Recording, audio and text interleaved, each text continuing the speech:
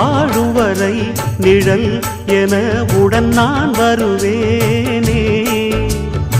ஏழ் பிறப்பும் உயிர் துணை உனை நான் பிரியேனே.